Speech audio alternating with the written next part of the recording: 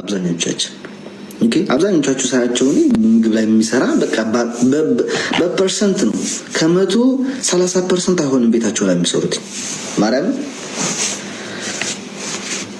እና እቤታችሁ ለመስራት ሞክሩ።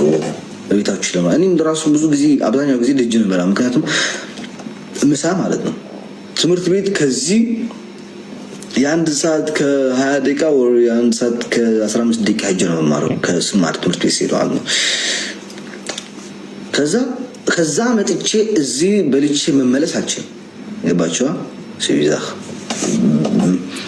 አልችልም ሊሆንም አይችልም ለራሱ እና እዛ ነው የምበላው ቁርስ አልበላም አብዛኛው ጊዜ ቁርስ አልበላም የምሄደው ካፌ ምናምን ላይ ነው የምበላው እና አንዳንድ ጊዜ ደግሞ በቤት ፈጭቼ እበላለሁ እራት ግን ሁሉ ጊዜ እቤት ነው የምበላው what happened is nothing else